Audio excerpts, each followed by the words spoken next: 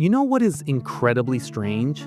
Some of the most intelligent, emotionally aware people you will ever meet are also some of the most exhausted.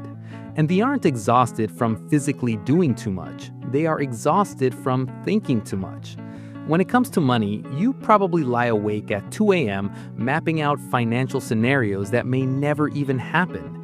You run the numbers on a new business idea, analyze every single stock in the market, and mentally prepare for every possible economic disaster. But at the end of the month, your bank account hasn't grown at all. Here is the psychological paradox. The exact same cognitive habit that makes you careful, thoughtful, and smart is the exact same habit that is quietly draining your wealth. Today, we're going to explore the psychology behind why you overthink your money.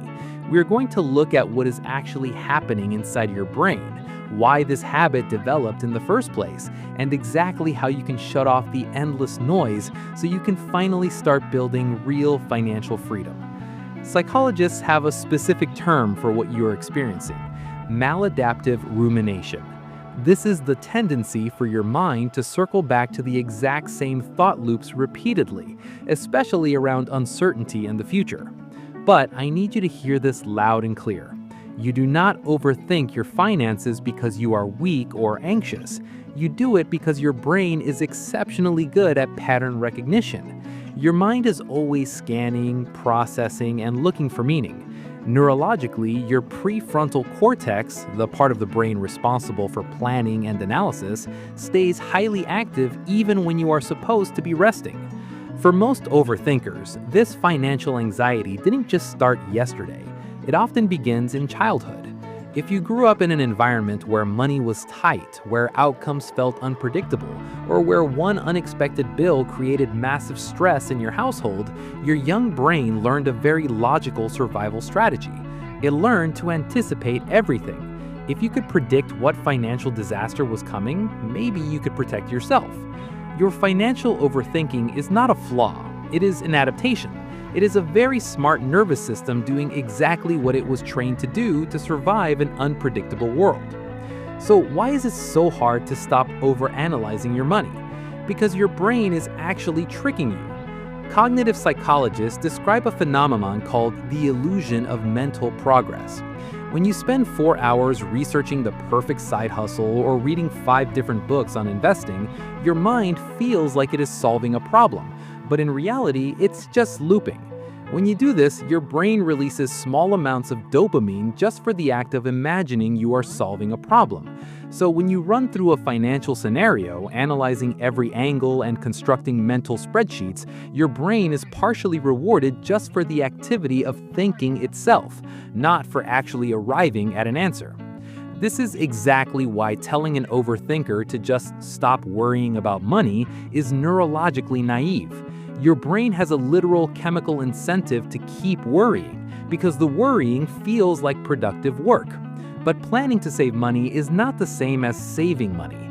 Researching an index fund is not the same as actually buying an index fund. The illusion of progress keeps you stuck in the research phase forever, robbing you of the compound interest and wealth you actually deserve. Not all overthinking is bad, but you have to know which type is running your life. Psychologists identify 2 distinct types: reflective and brooding. Reflective rumination is when you turn inward to understand your financial goals and make sense of the world. This is a genuine strength that is linked to higher self-awareness. It's the part of you that is incredibly perceptive and empathetic. But the dark side is brooding rumination. This is a passive, distressing pattern where you simply dwell on your lack of money, your debt, or your fears without ever moving toward a resolution. This is where overthinking starts to literally cost you in sleep quality, in missed opportunities, and in decision paralysis. Because you notice everything and feel the weight of all possibilities, making a final choice feels impossible. But here's the quiet truth that psychology keeps circling back to. The mind cannot think its way out of every single problem. Some financial decisions just have to be felt, decided, and executed, not endlessly solved. How do we fix this? Therapists who work with chronic overthinkers do not focus on stopping the thoughts entirely, because that's impossible. Instead, they focus on changing your relationship to those thoughts, using a concept called cognitive diffusion. Cognitive diffusion is the practice of observing your thoughts without fusing with them. It means noticing the terrifying thought loop about going broke without getting pulled into the storm. It's a subtle but genuinely powerful shift. Instead of telling yourself, the economy is crashing, my investments are dangerous, and I need to figure it all out immediately, the reframe becomes, my brain is generating a concern about the economy right now. One thought pulls you into a panic. The other gives you a fraction of distance. In that tiny fraction of distance, your power returns. When you separate yourself from the panic, you can finally make a logical financial decision. You can set up your automatic investments, follow your budget, and then release the outcome. Overthinking your finances is not a personality defect, and it's not evidence of weakness. It is, at its core, a highly active mind that learned to stay alert in a world that once felt very uncertain. The challenge in your financial journey isn't to stop thinking entirely. The challenge is to gently teach your mind with immense patience that it is finally safe enough to rest. You are no longer that helpless child reacting to an unpredictable environment. You are an adult, capable of executing a plan. We all carry cognitive patterns shaped by experiences we didn't choose.